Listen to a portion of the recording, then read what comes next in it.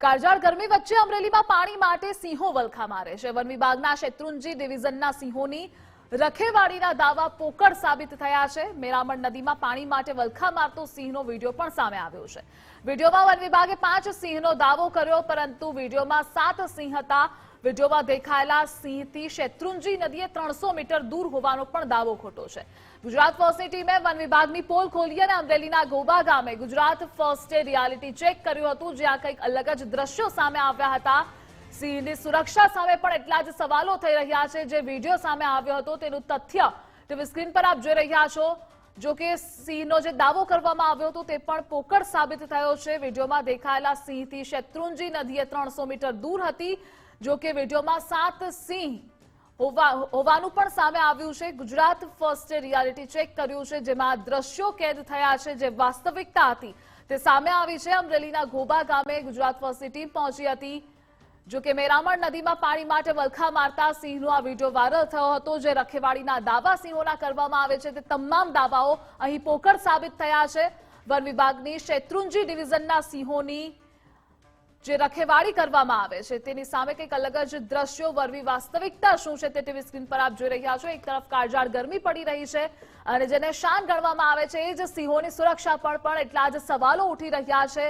અમરેલીમાં પાણી માટે પણ સિંહો વલખા મારે છે, ત્યારે સૌથી મોટો સવાલ વન વિભાગ સામે પણ થઈ રહ્યો છે। એસી કેબિનમાં બેઠેલા અધિકારીઓ સામે પણ એટલા જ સવાલો થઈ રહ્યા છે। શા માટે સિંહોની સુરક્ષા માટે પગલાં લેવામાં નથી આવતા? શા માટે આટલી ખરાબ સ્થિતિ એ સિંહોની છે? બે અલગ અલગ દ્રશ્યો ટીવી સ્ક્રીન પર આપ જોઈ રહ્યા છો।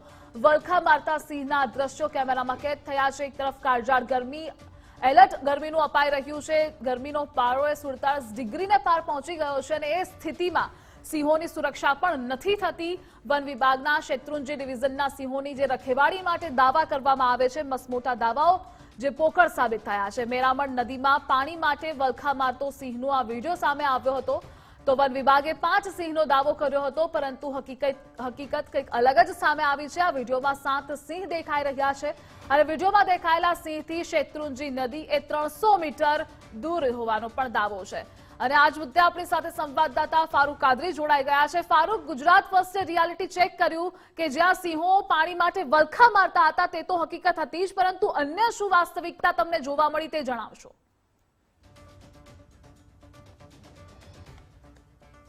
ધ્રુવિશે જણાવી દઉં કે ગઈકાલે વન વિભાગના અધિકારી દ્વારા એક જાહેર પત્રિકા માધ્યમ દ્વારા તેને પ્રેસ મીડિયા જાહેર કરી હતી કે 300 મીટર જેટલી જ જે સિંહો ખૂપી ગયેલો હતો ત્યાંથી એનું અંતર છે। હું એ દ્રશ્યો ફરી પાછું ગુજરાત ફર્સ્ટ આ ઘટના સ્થળે પહોંચ્યું છે અને આપણે બતાવી દઉં કે આ એ જ જગ્યા છે કે 2 દિવસ પહેલા સિંહ છે તે આ જગ્યા પર ખૂપેલો હતો।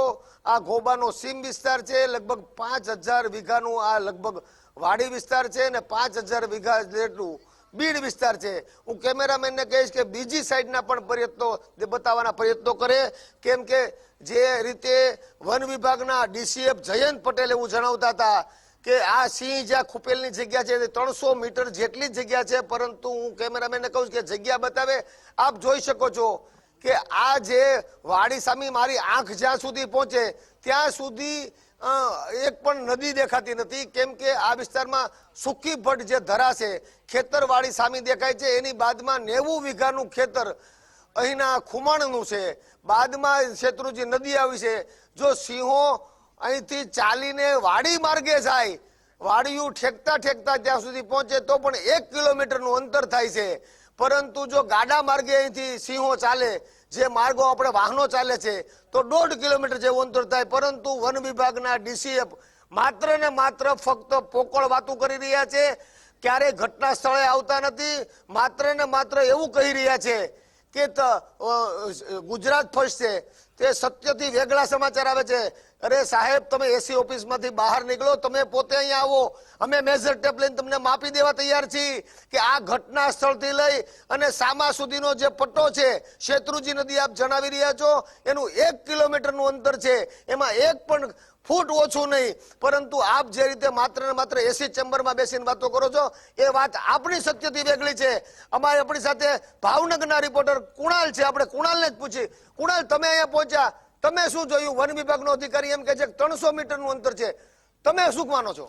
બિલકુલ ફારૂક, જો વાત કરીએ તો જે પ્રમાણે આ જે દાવાઓ છે તેઓના દાવાઓ પોકળ સાબિત થતા હોય તેવું ચોક્કસ લાગી રહ્યું છે. વહેલી સવારથી જ આજે પણ ગુજરાત ફર્સ્ટની ટીમ છે તે અત્યારે ઘટના સ્થળ ઉપર છે. દ્રશ્યો ફરી બતાડવાના પ્રયત્ન કરશું. અરે સાહેબ, તમે જોવો આ વિસ્તાર, આ સૂકું ભટ્ટ અહીંયા જોવા મળી રહ્યું છે.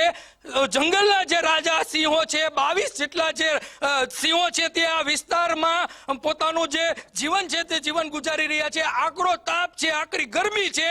તે ગરમીમાં પણ જે પ્રમાણે અહીંના જે વનરાજાઓ છે તે વનરાજાઓ લાચાર બન્યા છે. હું લાચાર શબ્દ કહીશ, કેમ કે જે પ્રમાણેની આ સ્થિતિ છે તે સ્થિતિનું નિર્માણ જે ફોરેસ્ટ વિભાગે કર્યું છે. સાહેબ, અહીંયા આવીને જોવો તો ખબર પડે. તમને એક દિવસ પાણી ન આપ્યું હોય તો શું થાય તે પરિસ્થિતિ પણ જોવાનું પ્રયત્ન કરશું. જોઈ શકાય છે સામેનો દ્રશ્યો કે અહીંથી 1 કિલોમીટર દૂર અહીંયા જે શેત્રુંજી નદી આવેલી છે.